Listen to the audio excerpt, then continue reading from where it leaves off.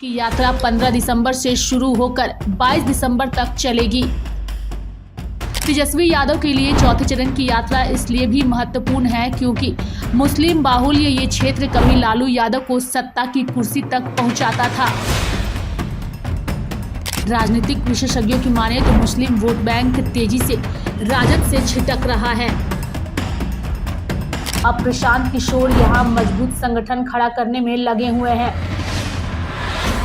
चुनाव प्रचारों के दौरान बीजेपी इन इलाकों में पीएफआई, आईएसआई जैसे संगठनों की गतिविधियों का मुद्दा उठाती रही है। तेजस्वी यादव जानते हैं कि इन इलाकों के मुस्लिम एकजुट रहे तो पूरे मुस्लिम वोटरों पर उनकी पकड़ रहेगी। आरजेडी नेता तेजस्वी यादव 15 दिसंबर से कार्यकर्ता संवाद यात्रा के चौथे चरण की शुरुआत करेंगे। चौथे फेज की यात्रा 15 दिसंबर से शुरू होकर 22 दिसंबर तक चलेगी। इस दौरान वे कोसी सीमांचल के 8 जिलों की 44 विधानसभा सीटों को साधने का प्रयास करेंगे। उन 8 जिलों में सुपौल, सहरसा, मधेपुरा, अररिया, किशनगंज, पूर्णिया, कटिहार और भागलपुर शामिल है। इस यात्रा के दौरान तेजस्वी यादव इन जिलों में खिसकते अपने कोर वोट बैंक को मजबूत करने का प्रयास करेंगे।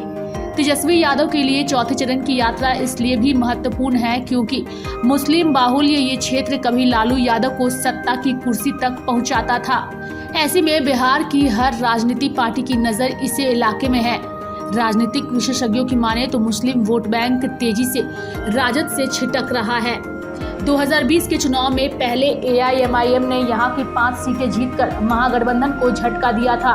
अब प्रशांत किशोर यहां मजबूत संगठन खड़ा करने में लगे हुए हैं।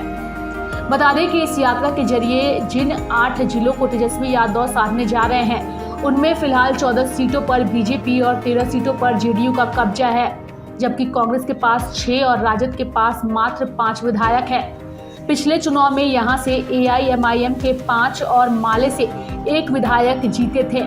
ऐसे में देखें तो एनडीए को 27 और महागठबंधन को 17 सीटों पर जीत मिली थी। किशनगंज में सबसे अधिक मुस्लिम वोटर, सीमांचल के इलाकों को देखें तो यहाँ सबसे अधिक मुस्लिम वोटर है। किशनगंज में सबसे अधिक 67% मुस्लिम वोटर है। इसके बाद कटिहार में 38%, अररिया में 32%, पूर्णिया में 30% मुस्लिम वोटरों की संख्या है। चुनाव प्रचारों के दौरान बीजेपी इन इलाकों में पीएफआई, आईएसआई जैसे संगठनों की गतिविधियों का मुद्दा उठाती रही है। वहीं दूसरी तरफ एआईएमआईएम लगातार सीमांचल को विशेष राज्य का दर्जा देने की मांग करता रहा है। बहरहाल राजनीतिक विशेषज्ञों की माने तो तेजस्वी यादव जानते हैं कि इन इलाकों के मुस्लिम एकजुट रहे तो पूरे मुस्लिम वोटरों पर उनकी पकड़ रहेगी। एआईएमआईएम ने पिछली बार अपनी मजबूती दिखाई थी, इसलिए तेजस्वी को यहां मुश्किलों का सामना करना पड़ा था।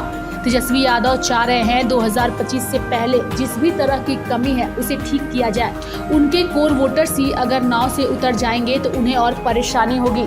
इसलिए इस बार तेजस्वी यादव बिहार में अपने बिखरते एमवाई को साधने निकल चुके हैं और इस यात्रा में जो 15 दिसंबर से शुरू होगी इस पर सबकी नजर भी टिकी हुई है। लाइव इंडिया हर पल के लिए रांची से डेस्क की रिपोर्ट।